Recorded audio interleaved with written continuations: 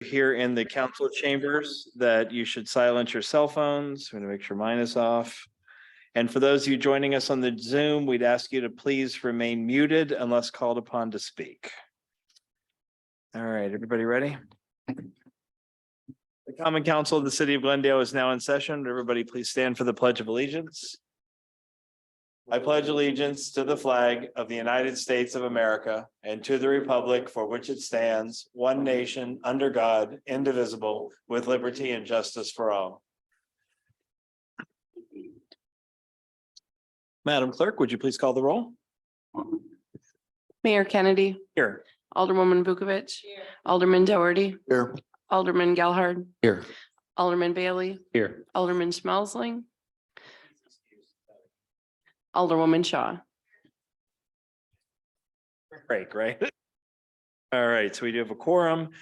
First item on the agenda is public comment. Glendale residents, business owners, and property owners are invited to speak to the council on items that are not on tonight's agenda, but are within the city's ability to regulate or control. Is there anyone wishing to speak to the council on a non-agenda item? Not seeing anybody in the council chambers.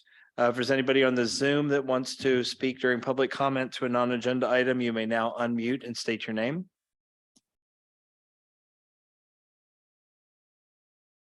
All right, no public comment. We will move on. Consent agenda has the adoption of the minutes of our last meeting, as well as the approval of monthly reports. Can I get a motion to adopt the consent agenda, please? So move. Moved by Alderman Doherty. Is there a second? Second. Second by Alderman Bailey. Any discussion? We'll consider the consent agenda adopted unless there's an objection. Hearing no objections, we'll move on. Old business. Discussion of We Energy's infrastructure and proposed infrastructure improvements. And I will turn it over to city staff. Thank you, Mayor Kennedy. Glad my microphone is on. So we thought we would bring this type topic up for discussion purposes again. Since the last time we had a discussion regarding We Energy, we've had several more power outages in the city, including a large natural gas outage that occurred probably about a month ago now.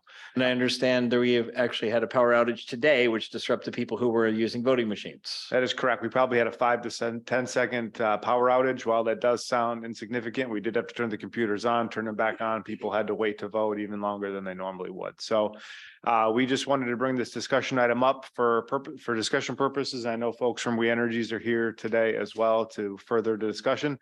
We don't know when our Public Service Commission hearing is regarding this topic either. So we are awaiting an update on that too. I'll open up then to members of the council.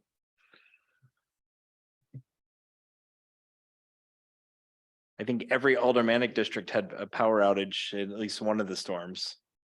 Yes, you did have people out on the in the Montclair neighborhood. Yeah, we have. No, but in that neighborhood, you're part of that neighborhood. Yeah, yeah. Go ahead, Alder. So District 3 was affected almost completely by the natural gas outage. I think every residence, except for one little sliver on the north end, was affected by it. And we had the crews coming through. They came by to put my natural gas back on at 11:30 at night. Some people in the neighborhood, they came by at 4:30 a.m., 5 a.m. Extremely disruptive, especially if you have to get up for work the next day.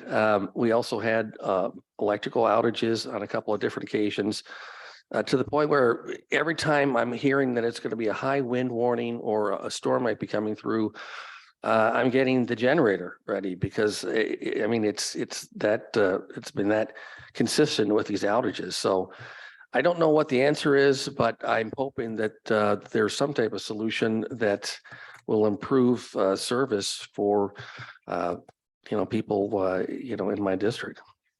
I guess I'm going to ask the city administrator, have we gotten an update from them? Because we were told that all of that massive clear cutting they were doing and all of the rights of way all over the city, that was going to fix these problems, and they continue over and over and over. I mean, it's migrated instead of, every other week, the 4th district losing power. Now it's the 3rd district losing power. So did they said anything to us about all the clear cutting and how that was, why that didn't fix the problem? I have not received a specific update, and hopefully We Energies can maybe help provide an answer to that since they are here tonight. Okay, are you from We Energies? Okay, well, we do have a microphone up here.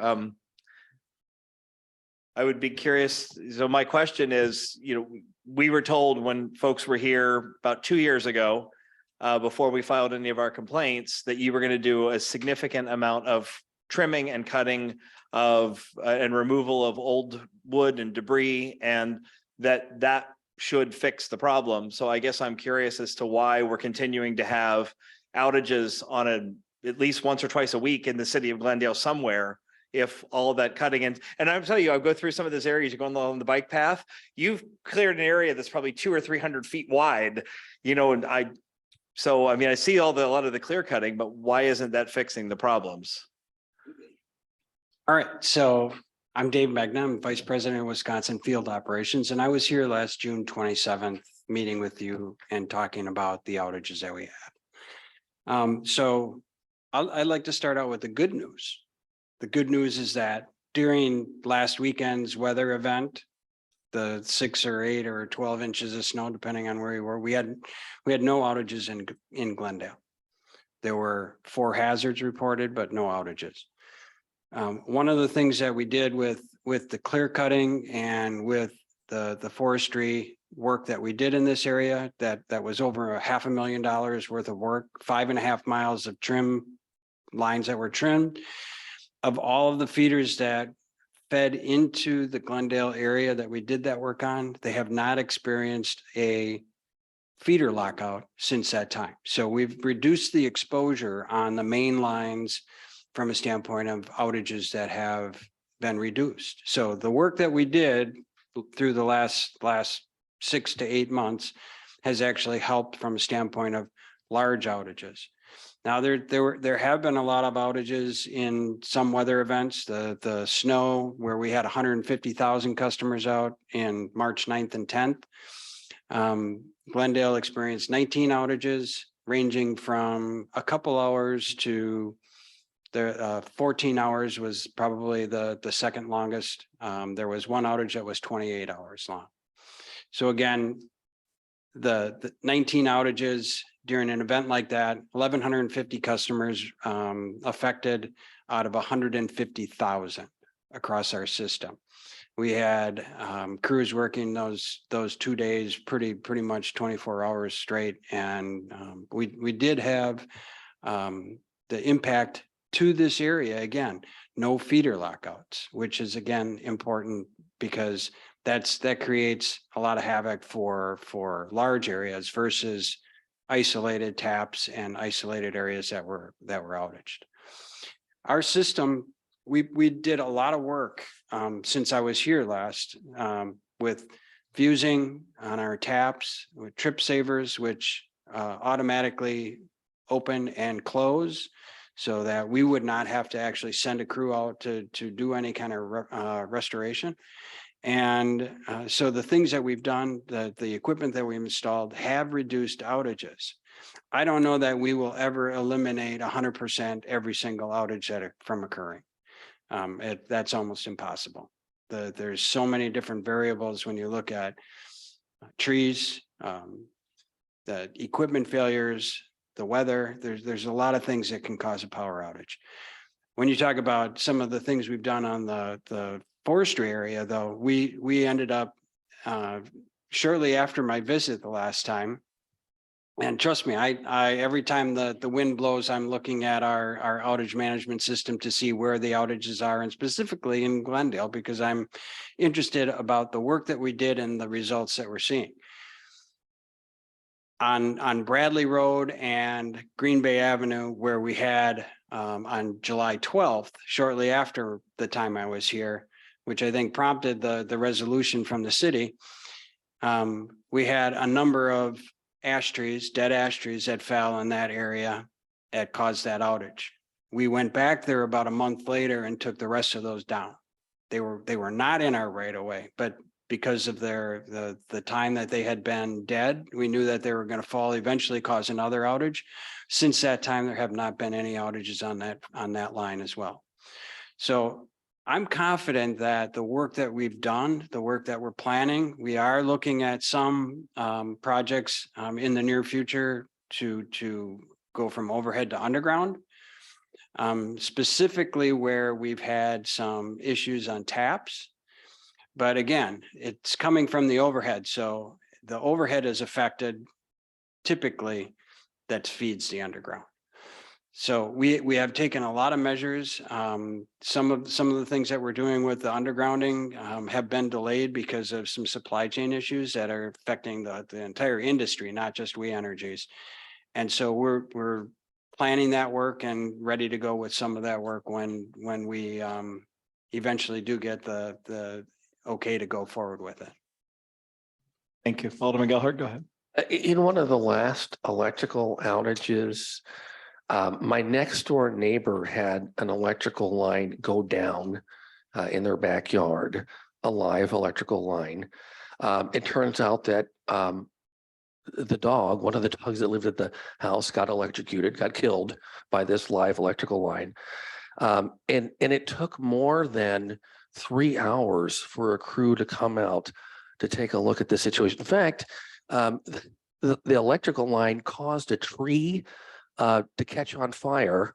The people called the fire department up. They came by and said, well, we can't do anything because it's a live electrical line out there. We're not going to put water on it for obvious reasons. So my question to you is, what type of priority does a downed electrical line have for We Energies? These are reported as typically are responded by as soon as we have a resource available. And typically in a storm, we have hundreds and sometimes thousands of hazards that we have to address. So obviously a down wire that is dangerous. We ask that people keep 25 feet away from those hazards. Because if they are energized, they can cause a serious incident. So from a standpoint of in a normal day response, we would be there within 30 minutes. That's typically where we're seeing, our performance, sometimes less. In major storm events, we prioritize based on fire and police calls, based on the hazard that's reported. So if there's a down wire sparking and arcing, those are immediate responses because that wire is still live. So if there is that really is the description that we're getting from our customers that are calling those outages and those hazards in. Well, I guess I go to Mr. Warwick because he was involved in calling this in for this neighbor of mine. It was arcing and it was creating, I mean, fortunately, this family has a 6-year-old. Fortunately, he wasn't out at the time that this electrical line, or it could have been a lot worse, obviously. But do you think that, 3+ hours is an appropriate response time for something as dangerous as a live electrical line in someone's backyard? And I If would, you want to move the microphone over so you don't have to lean into the sun, you certainly can. Thank you. Yeah. again, during a major storm event, and I don't know when this occurred, so I'd have to take a look to see exactly the address and what was happening at that time. But again, if we're responding to the ones that are reported as arcing, sparking, fire and police calls, fire and police, believe it or not, get called before we do in many cases, versus our emergency dispatch center. So is there a priority that we could put on those calls by actually having the fire and police call you guys, or is it still better to directly call We Energies? The fire and police calls get the highest priority. So if that customer had called you, they wouldn't have been a priority, but if they called the fire department calling you would have made it a priority? Typically, fire and police calls are highest priority because fire and police are standing by. We want to be able to relieve them from standing by a down wire so that they can go and respond to other emergencies that they have. So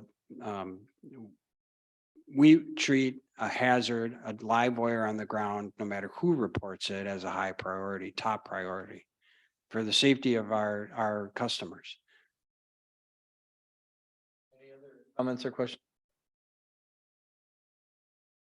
I guess I will just add one positive note then on this. I mean, you've got a lot of questions and you can certainly feel the frustration that we're feeling because we're hearing it from our residents. But when we had the major outage with the big storm a few weeks ago, you guys were incredibly prompt in reaching out to Carl and me. And within about 2 hours of power going out, we were on a call with some of your leadership. So we do appreciate that outreach. We're able then to communicate via social media as quickly as we could what we had learned from you. So I do appreciate that level of outreach. So I wanted to leave you with, when I see you doing something great, I wanted to let you know that you've done something well, because you're hearing a lot of complaints from us about other things too. So I did want to thank you though for that level of outreach. Yeah, go ahead, Alderman On Doherty. that note, I'd also say the gas, I've lived here about 40 years, never had a gas problem before. So given it happened, given the way the people we met, I thought the response from people you guys had, probably everybody on deck, it was very well handled from my view. I So appreciate that. And that was, I was actually out on the job that night and spent some time in the field and with the crews that were there. And we had an army of people and very fortunate that we were able to resolve that as quickly as we were. And I know there was a big inconvenience to our customers because it was in the middle of winter without heat for, over 12 hours, not a good time for that to happen. But 40 years.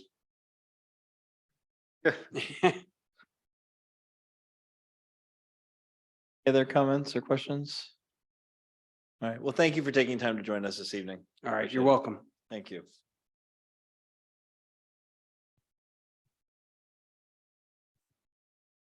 All right, we have quite a few items of new business. We will start then with the first one being the review and approval of a resolution regarding No Mo Mother's Day as opposed to the entire month. So I'll go ahead and turn it over to City Administrator. Thank you, Mayor Kennedy. In front of you is a resolution to designate a portion of May as No Mow Mother's Day. Essentially, it would allow a vacation of the city's mowing requirements until Mother's Day. This year, it is May 14th. And that the resolution includes not a requirement. It allows residential properties and certain public properties as determined by the Director of Public Works to go for that period without mowing their property. What we kind of saw from last year's No Mow May is that it sort of went into mid-June. And we felt like that performing that until about mid-June when people would become compliant was a little bit of a longer period than we thought it would be appropriate. So the revised resolution includes No Mow Mother's Day. It also includes an encouragement for residents not to use pesticides and herbicides in their properties, and to also become a bee habitat in their home as is allowed under city code.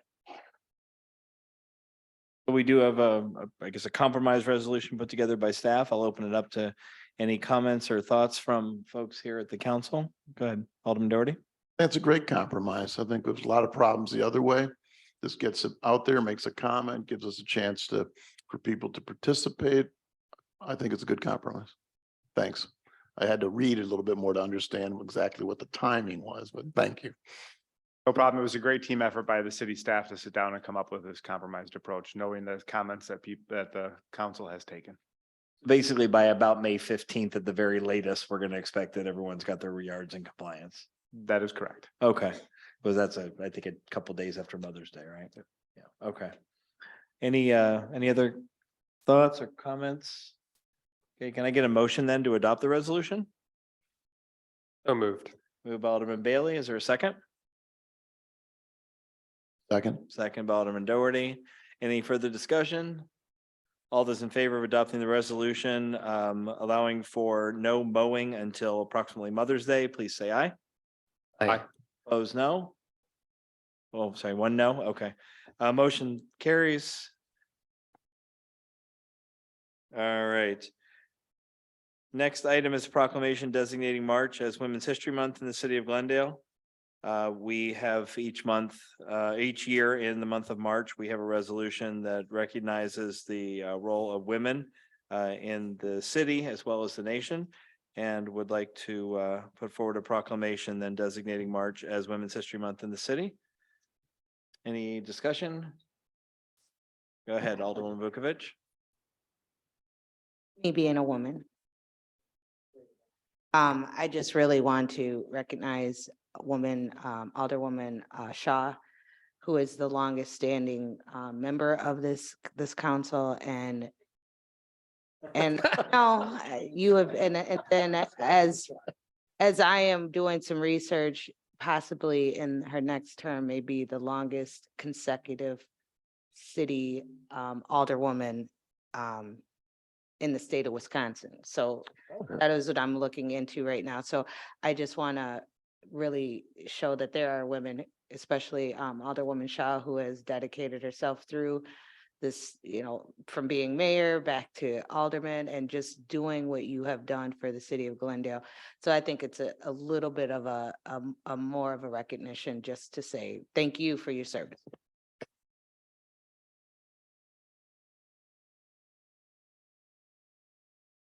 So would you like to move the adoption of the resolution?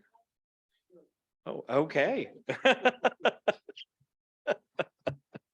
So moved. Move by Alderman Bailey.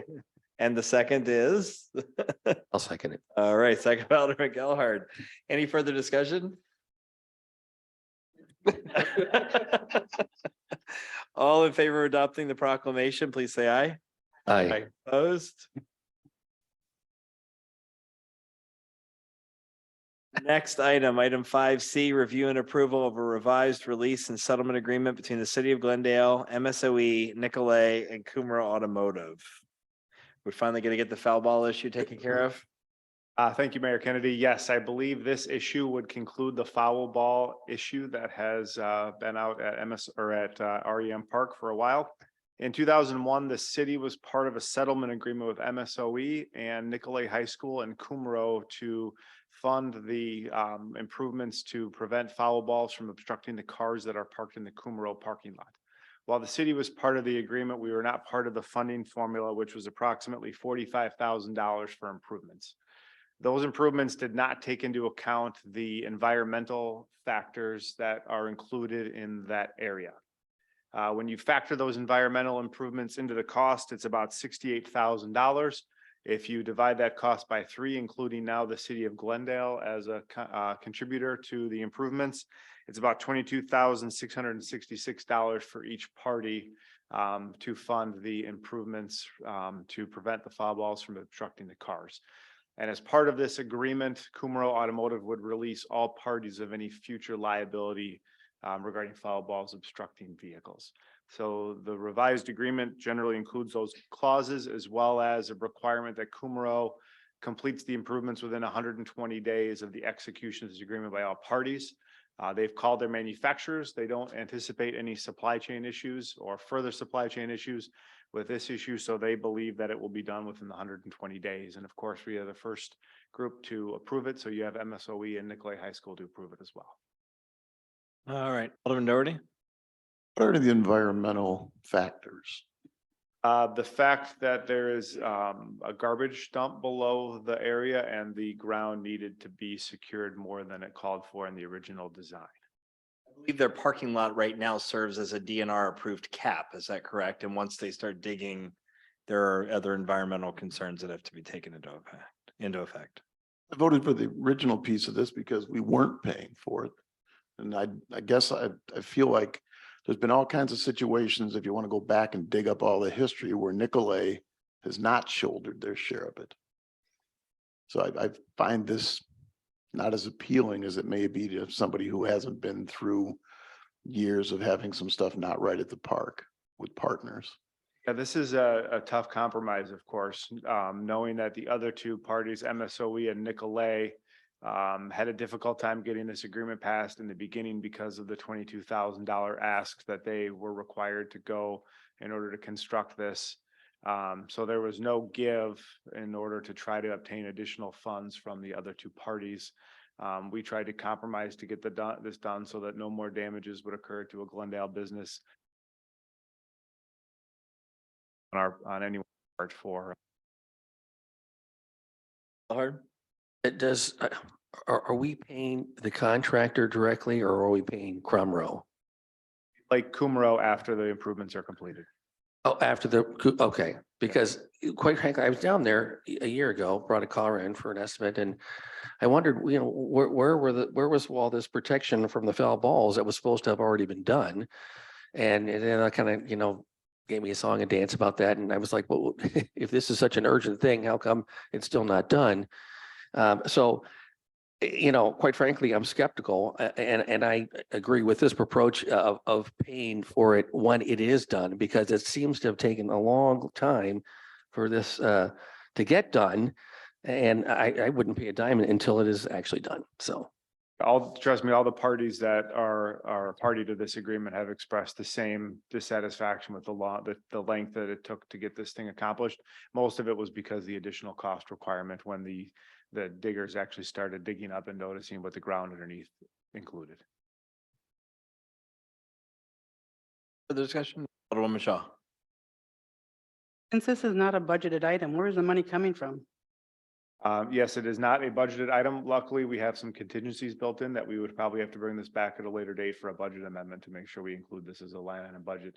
This came up several months ago in our discussions and with emails from Kumaro to try to get this accomplished. So this whole thing was brought up after the budget was adopted. And particularly MSOE and Nicolay have a desire to get this done so that no more foul balls damage cars and they are not liable for any of those moving into the spring and summer. Out there, they've had. I know there's a number of items that are not budgeted that we are spending for this year, so it's rather interesting for the contingency fund to be as large to cover all those expenses that are coming forth with regards to the budget. Yeah, moving forward, you will notice that when I get to a certain item, there is a lot of discussions regarding increased costs for capital projects as well as certain supply chain delays. So yes, that discussion will have to be had. Most of those items were borrowed as part of the state project, and there's not a specific line item budget for some of these projects, but some of them there are. I just want to make sure everything's covered because again, knowing what the costs are coming forth throughout this particular calendar year, that's a lot of spending we're doing. Alderman Doherty. I guess that's like to be on the record. I'm not in favor of the split. I feel like those folks need to put up more on this. We could put up half of what they're asking for us, but 22 equal share on this? No, not the way things have been handled up to now. All right. Well, we do have at this point a release and settlement agreement that was negotiated by the city, MSOE, Nicolay, and Kumaro. So can I get a motion to approve? So moved. Move by Alderman Gelhardt. Is there a second? I'll second. Second by Alderman Bailey. Any further discussion? Yeah, go ahead. Yeah, I agree with Jim. I mean, it leaves kind of a bad taste in your mouth, but it seems like this is a way of finally putting this chapter behind us. And so with the caveat that, we only pay after the work is done, I'm okay with it, just to get this thing off our plate once and for all. All right, yeah. Alderman Vukovic. I just have a question. Why is the city liable for the, I mean, I'm trying to I know, I can't remember back, but why would if this is being caused by the foul balls, which is part of the park, which is part of the MSOE section of it, why would the city even be liable? I know it's our park. I'm just trying to understand, and if you can give me I'll go with it, but I'm just trying to understand why are we liable for it in the first place? I guess I'll ask the city administrator, why would we assume some of the costs then? We are not expressly liable for the foul balls that hit the cars. MSOE and Nicolay have paid out those directly to the customers. In discussions, we understand that it is a community park and the city is part of that community park. Therefore, while we weren't liable in the beginning, now that the costs have increased as a result of the environmental concerns, the way to get this accomplished and have it a better community park, it was felt that the city contributing might help to limit some of the liability out there for all parties. You still have the floor. Go ahead. Okay, just for me, I would not be voting for this if it wasn't for the fact of the environmental aspect of this, where we can clean up some of that and that would have been our responsibility to do if something had happened. But I'm really sick of spending money on stuff that is not involving the city. Especially on what we need. Further discussion? Moved and seconded. I'm gonna I'm gonna do this one actually by a show of hands because I believe it's gonna be a divided vote and I want to make sure the minutes accurately reflect. All those in favor of approving the revised release and settlement, please raise your hand. Three, okay, those opposed? Okay, by a 3-2 vote, the revised release and settlement agreement is approved. Thank you.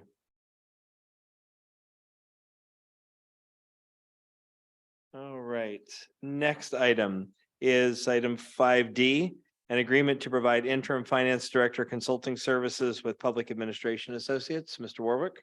Thank you, Mayor. Again, this is an agreement for interim finance director consulting services with PAA was the firm that was used to provide interim city administrator services as well. The agreement maxes out at 260 hours and a total of $108 an hour for interim finance director services. Right, and actually, we agreed, so Jefferson Wells helped us get through the audit stuff, and at this point, everything is in for the audit, correct? Yes, Mayor. Everything is in for the audit and we are reviewing a second round of things that have come back with additional questions and most of those have been answered as a result of today. So we are still on track for having the audit approved in time to have our next fire board meeting. Okay. To have the loan closed out. And so this PAA, this work would be the other work that has been being done by the finance director. So the filing of quarterly hotel tax reports with the DOR and with Welcome to Glendale, the filing of other reports and things, those sorts of things, right? That is correct. This is the day-to-day finance director operations that would be covered under this. Jefferson Wells agreement was for audit support. Okay, thank you. So I guess I'll open it to members of the council. Any questions? Okay, can we get a motion then to approve the agreement to provide interim finance director consulting services with PAA? So moved. Moved by Alderman Doherty, second by Alderwoman Vukovic. Any discussion? All those in favor of approving, say aye. Aye. Opposed? Motion carries. Thanks. Yeah, go ahead. Oh, Begin the microphone. So when the audit is done, we will be able to get a rating? The way we're Yes. looking, okay, We have to get a bond rating in order to borrow the way that we Right. want to borrow for the fire department. but we have caught up to the point that we are able to do that now. Not For the quite, most part. Almost. not quite. We're getting there. Getting there, yeah. All right, next item 5E is professional services agreement with Zimmerman for a police station utility and space study not to exceed $20,200. Is this chief or? Yeah, I can. Okay, can go do ahead. that. Okay. As part of the capital improvement project, we had 150,000 budgeted for this year for architectural review for the renovation of the police department with construction in 2024. Zimmerman Architectural Studios were the one that designed City Hall. And they also did the police department. They've done preliminary work. They started on it at what time when the project wasn't able to go through, they stopped. So we've reached out with them. And they've developed a work scope proposal for $20,200. I think it's going to be less expensive than anything else because they've already got the groundwork. So we're hoping that you would approve that so we can move forward. Right, any questions from members of the council? Yeah, go ahead, Alderwoman Shaw. You did say that it is covered under the budget already? Yes, yes, we have 150,000 that's been budgeted in the capital improvement project for architectural review. Thank you. So we should be able to use some of this money to cover the other one. And the main scope of this project was to do a space analysis of the existing police station with the hope of reusing the existing framework over there. That if we need to move walls or move employees around, we know exactly what the best space is for everybody to be at. Any other questions, comments? Okay, can we get a motion then to approve the professional services agreement with Zimmerman for the police station utility study? So moved. Move Alderman Bailey, is there a second? Second. Second by Alderman Gelhard. Any further discussion? All in favor of approving, please say aye. Aye. Opposed, no. Motion carries. Next, item 5F, an agreement with Stark Pavement Corporation not to exceed $212,397 for various pavement repairs. Is this sidewalks, This is for repairs to streets. streets? So Okay. $225,000 were budgeted, and there is a diagram in front of you. My fault for not including it in the original submission of the agenda, but there is a map in front of everybody that outlines the areas that are in need of most repairs. This is sort of like a targeted road resurfacing program where we're gonna hit the areas that are most compromised in the streets to provide improvements, and we lumped them all into one bid that was budgeted. And the bid results are there with the low bidder Stark improvements of $212,397. These are mostly patch repairs, surface repairs, as opposed to some of the reconstruction work that we typically budget for every year. I believe most of these involve full constructive repairs of these targeted areas. Is that correct? Patchwork, okay.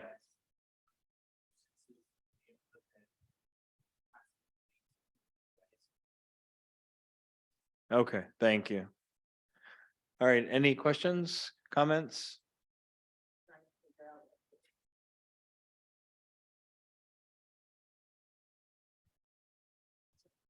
Looks like Rock Place, Iroquois in your district, and then in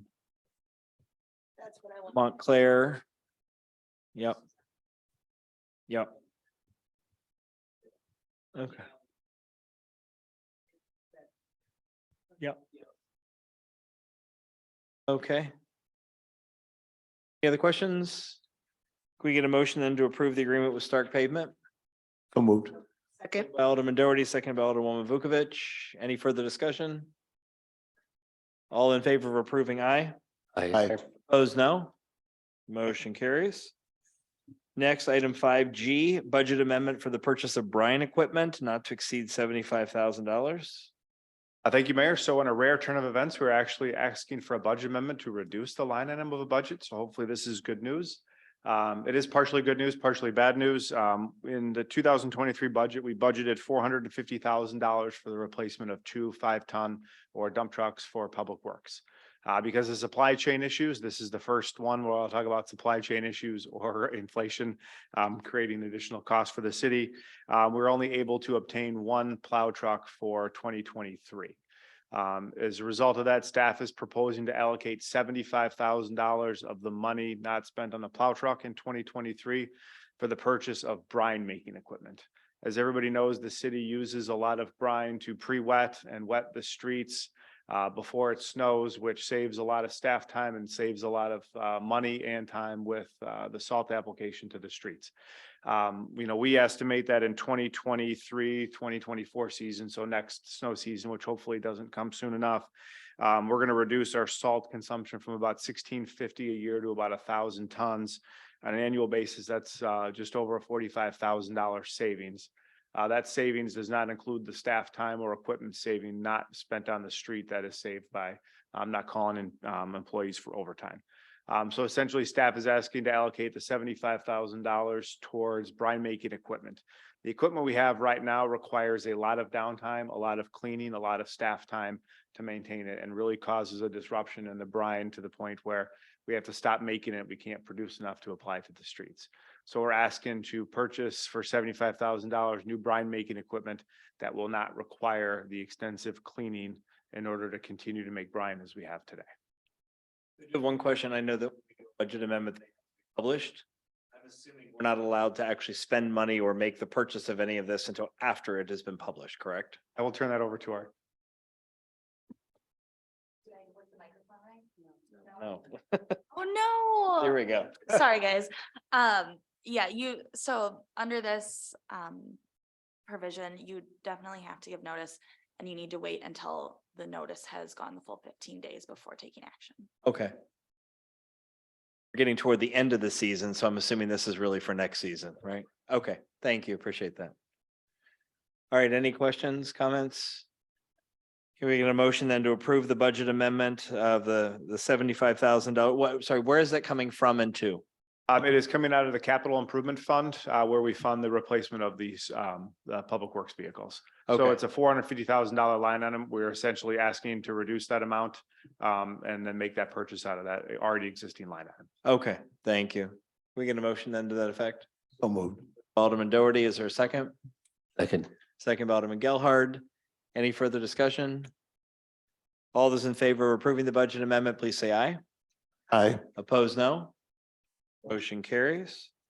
What do you want a timeline for publication? I guess that's a question for the clerk. Is that 1 to 2 weeks or?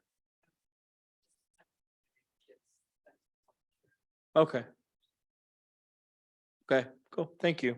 I would just say really quickly, under your ordinances, when you're reallocating money in between two different departments, it's got to be within 10 days. Okay. Yep. All right, 10 days that it has to get to the printer because we use a paper that only prints weekly.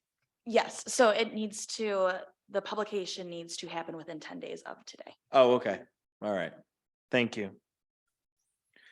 All right, next is an authorization to submit cost participation letter to the city of Milwaukee for the installation of LED lighting fixtures on Good Hope Road, not to exceed $299,500. Thank you, Mayor. So in previous council actions, the council has approved $136,000 for the installation of 8 lights on Good Hope Road. These lights used to be in the median on Good Hope Road, but were removed as a result of the culvert project that occurred in the borders of the city of Milwaukee and the city of Glendale. In order for Glendale to have those lights reinstalled, we have to pay for our share of the costs to install them. The original estimate provided by the city of Milwaukee, who was performing the work and we're reimbursing them, for the project costs was $136,000. That price, I believe, was provided in 2021. We are now at an estimated cost, and this is an estimated cost. The actual cost will be determined once the bid is done and everything is put into place. This is a high-end estimate as provided by the city of Milwaukee. And we hopefully have their assurances that it won't go any higher than this of $299,500 or an increase of $163,000 from an estimate that was provided several years ago. So if we want these lights installed, I don't know of a better, cheaper option. Unfortunately, this is about 100 and some % more than what was originally factored in. This is because of increased costs, they say, as a result of inflation with the purchase and installation of this type of equipment. Alderman Doherty. Light's gonna be 37,000, 38 grand for each light? That But they have seems to- insane. They have to run all new electrical wires because they are moving the electrical lights from the median all the way to the edge of Brown Deer Road on the south side, or not, Good Hope Road on the south side of the road. So yes, they are running all new electrical, all new bases, everything for each light. And I believe in the letter, they broke down the costs per linear foot and the costs. I don't have it necessarily in front of me right now, but I believe they broke down those costs. Bids did they get? They haven't received bids yet. This is the cost participation letter that we have to send to them to authorize them to then go out to bid. And then that puts us on the hook for the cost of up to $299,500. If it goes higher than that, then our cost participation does not count, but we are authorized to provide them that amount of money for these 8 lights in the city of Glendale as part of the. Feels total like they'll project. spend it then. I don't know. I guess I'd rather see some bids before we commit to this. This is an awful lot of money per light. I mean, we can start So- giving out money to each citizen to have their own light. I mean, And yeah, I have a question.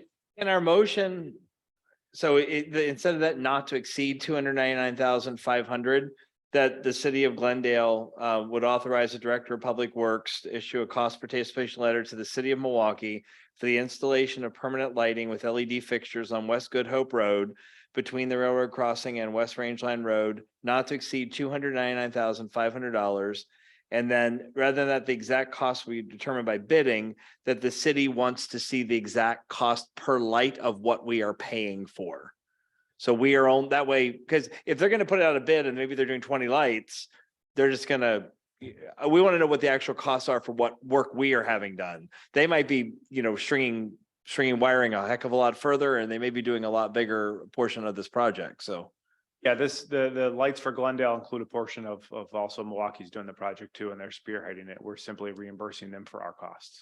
Okay, but we want proof of actual cost. We will definitely get that. Okay. For the 8 lights that are actually Glendale's, so. Yeah, As allocations can go all kinds of ways. oh, sure. Oh, it hit $2.99. So based on what I just asked there, can I get a motion to that effect? So move. Okay, so moved by Alderman Doherty. Is there a second? Second. Second by Alderman Bailey. Go ahead, Alderman Vukovic. So, Speak into the microphone, please.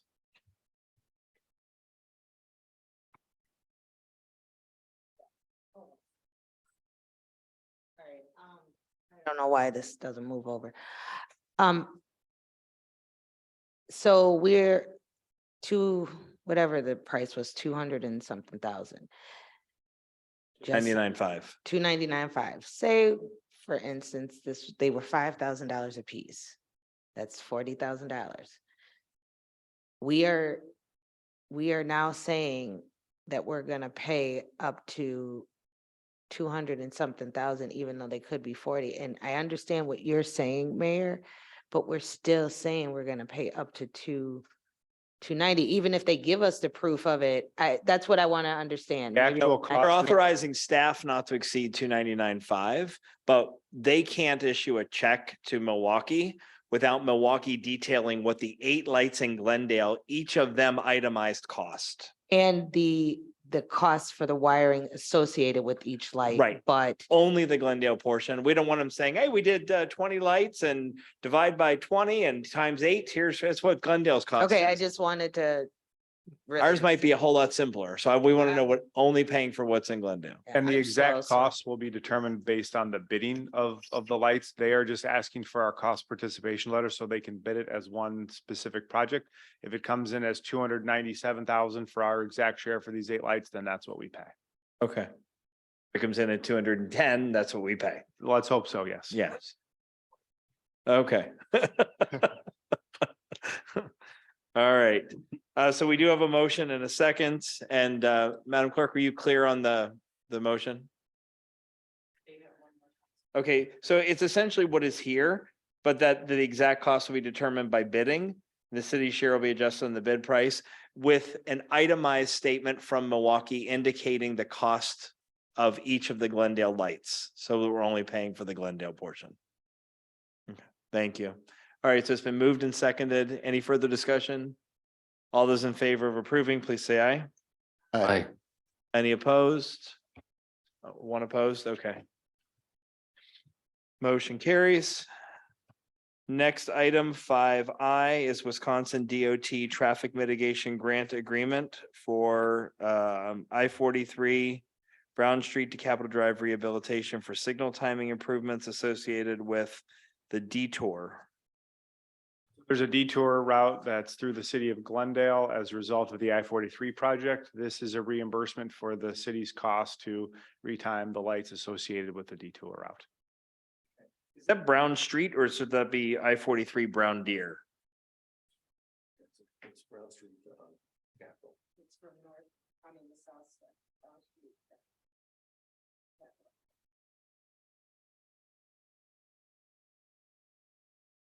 Microphone. From what hold on. Mine did not pull over.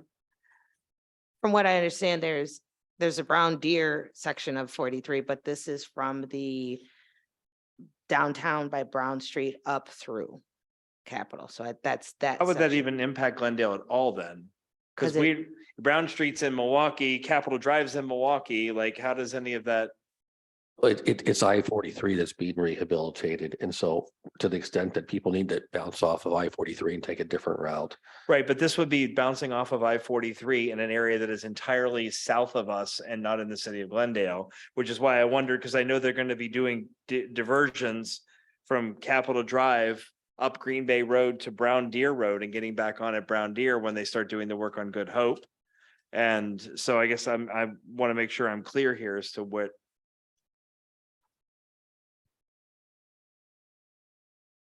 Yeah, so the detour route is not in the city of Glendale yet. Our streetlights are impacted by the total route. So timing all of the Okay. streetlights or traffic lights, sorry, to make sure that they're in sync with the rest of the detour is the cost that the city has to go through. Got it. And Okay, I think that it's the now name of makes the sense. project too. I think that's the name of that Sure. project ID is Brown's, I-43 Brown Street Capitol Drive. Yeah, I thought it was, I was misunderstood. I thought it was when they detour through Glendale, when they're doing the work Oh, here. physically, they're Right. like, okay. It's Got not it. physically in the city, but our traffic signals are associated with this detour. So the Got it. idea is to sync them Okay. all up. That makes more sense. And this reimburses us for those costs. Okay, can we get a motion then to approve the traffic mitigation grant for $30,000? So moved. Moved by Alderman Gelhardt, seconded by Alderman Vukovic. Any further discussion? All in favor, aye. Aye. Opposed, no. Motion carries. And one last item. This is the review and project schedule for a HISP grant for improvements to the intersection of North Green Bay Avenue and Good Hope Road. Thank you again, Mayor. So this item involves the HISP grant that is just recently bid for improvements to Good Hope and Green Bay intersection. And the map is included in the council packet for the improvements. So there's not a whole lot of detail on the approval of this item, other than in 2019, there was an agenda item for 3 grant projects for HISP that total $2.8 million, and the local match for all 3 projects, the estimate at that time was $289,581. The bids came in for this intersection improvement, and staff had to generally say, okay, we are okay with moving this forward, considering this has been previously reviewed and approved by the city council together as a packet. The city's local share of the intersection improvements for this project alone, based on the bid that was received, so there was a bid for this project unlike the other one, is $530,083.60. So again, another massive increase on cost for construction improvements in the city of Glendale. This time it's part of a shared agreement for. Will this come out of our capital improvement fund then for this year? Come out of the borrowing that we would do for the 2023 year. Okay. Any comments or questions? Alderman Doherty, go ahead. The share didn't change. The splits didn't change. The overall bid did.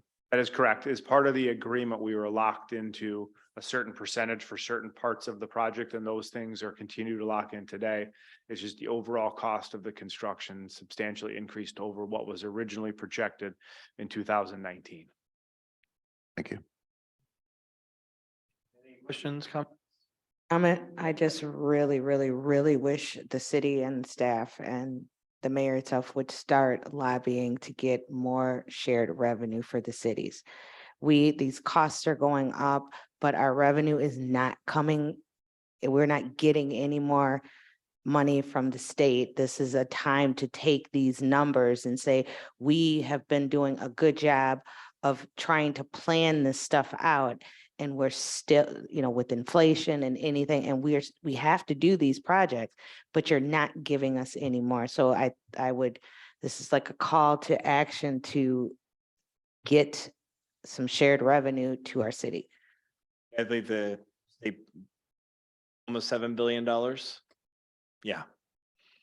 So, all right. Any other questions, comments? Can we get a motion then to approve? So moved. Move Alderman Gelhardt. Is there a second? Second. Second by Alderman Bailey. Any further discussion? All in favor, aye. Aye. Opposed, no. Motion carries. All right, so that concludes all of our business. We now have commission, committee, board, and staff reports, and I will start with Madam Clerk. Early voting, in-person absentee voting goes until Friday. And we've had about 415 people vote so far in 5 days, which is the most we've had in an April election. And then Tuesday's election day. Nothing to report tonight. All right, city administrator? Thank you. I have no further comments. All right. I guess substitute city attorney? I don't have anything, believe it or not. All right, number one. Nada. All right, number two, Nothing to report tonight. three, Nothing this evening. four, Nothing to report. and number six. Music in the Glen is going to be meeting this Wednesday at City Hall at 5 o'clock. If you'd like to join us, it was rescheduled from last week due to illness. And I would also, just as a request, I'd like to, if city clerk has an opportunity, I would like an update on the ordinance situation to find out how things are going along since you're responsible for that. Yep. Go ahead, Megan. Do you mean the Muni code Yes. situation? So I don't have a whole lot of information on it. I just found out that it was sent back to the city administrator. And we have to review it. So the city administrator would have more information on that. Code has been updated and codified, and Megan and I are now going to take the process of reviewing it to make sure everything is in order. And once it does, they will move to publish it. The only reason I bring it up is because from day one, I've had issues finding stuff on there, and I was trying to find something this weekend because of the snow.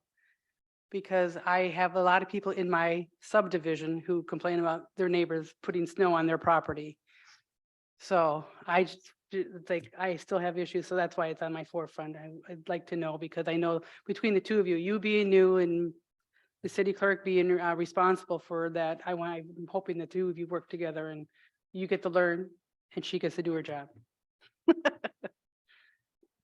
And well, since you bring that up, one of the things, a couple of things, I guess, that I think we need to inform people of is when they come through and blade and then you're snow blowing or clearing your walk and your driveway, do not put the snow back out into the street.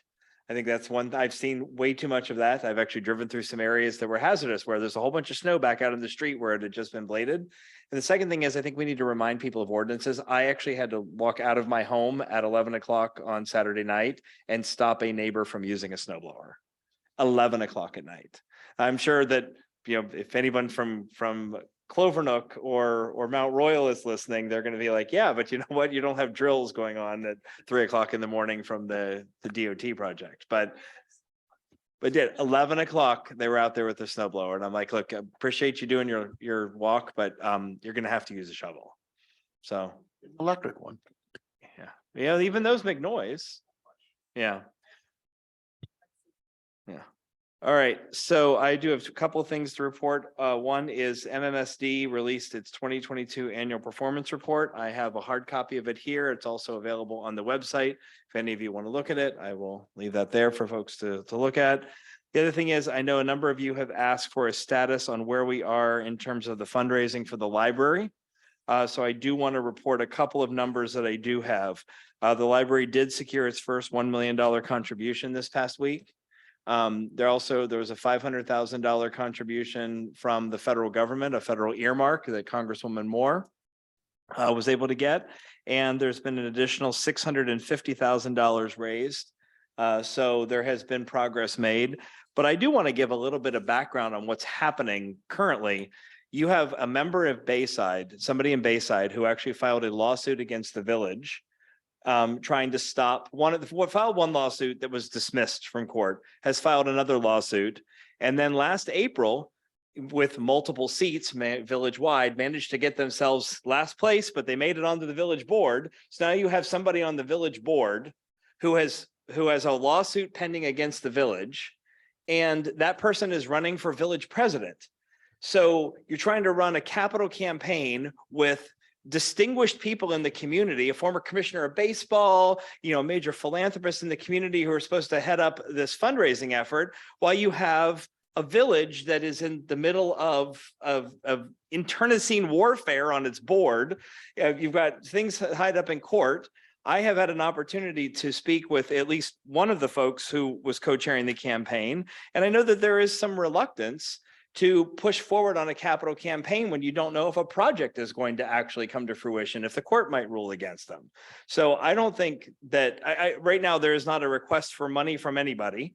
But I want you all to be aware that there has been money raised there, that there is a fundraising effort that's kind of stalled right now. And it really depends on what happens with Bayside's village election on April 4th. If that individual who has the lawsuit is running for village president. And so if that individual wins on April 4th, I think we're going to have a conversation at Glendale about how we start renovating the library space over here next to across the street from Aldi's, and just keep the library in Glendale, because if the village president there is, in the midst of a court battle against the village to try and stop the major development where the library is going to be, then, I don't know how we move forward with the library. I have worked with the other 3 village presidents, and there is among the 4 of us, a willingness to be involved in the fundraising. I mean, I've talked with the folks that are the fundraising chairs. They want to raise money for a library, but everything's kind of on hold right now while there's a pending lawsuit, and the person who brought the lawsuit might very well be elected village president on April 4th. And so I don't, I wish I could give you more positive news other than, saying the first $1 million check actually came in last week, and it wasn't from the commissioner of baseball or the prominent philanthropist. So, but there is at least some effort is being made. And I suspect that, if President Walney is reelected and the village lawsuit dismissed against the village, then I suspect that we'll have a much more robust fundraising effort moving forward very quickly. So I want to appreciate the patience that folks here have had in terms of fundraising questions that you've raised and wanting to know why there hasn't been more progress. It's kind of hard to have progress when things are tied up in court. So Alderman Doherty. Just trying to remember, what's the total raise they're going for? So total they want to raise is 12 million. And right now there is roughly 6.5. So we're getting there. But Carl, just dust off some math on how allocations work. Yes, we are 50%. Yeah, but we have been very crystal clear. If they come to us and want money from us, the answer from this council is going to be no. And I suspect it'll be a unanimous vote from the 6 of you, and I will chime in saying I'm also a no. So, because I only vote if there's a tie, but I'll make a point of giving on the record supporting the decision of everybody else on this council. We've been very clear that this has to be a privately fundraised effort. And if we end up somehow back with the one over here being renovated, I will work with fundraising team of the library board to raise money for it so that we don't have to pay for that out of our pocket. Yeah, and then also meaning the rent. The dollar is done. Which is where we started in the first place 4 years ago. Yeah. Well, anyway, well, let's not look down the road and try to figure out how many bridges there may be that we might have to burn. So I think at this point, I wanted you all to know where we are. That $6.5 million has been raised, but beyond that, it really does hinge on the election in Bayside and whether or not that project gets to go forward or not. So I wish it was a positive report, but as it stands right now, some money has been raised. Over half the money has been raised. So, yeah. All right. Any other questions? Okay, that concludes my report. So, any announcements or anything for us? Okay. All those I need a motion to adjourn. I'll move. Move Alderwoman Shaw. Second. Second by Alderman Gelhardt. All those in favor, aye. Opposed, no. We stand adjourned. I mean, out of order.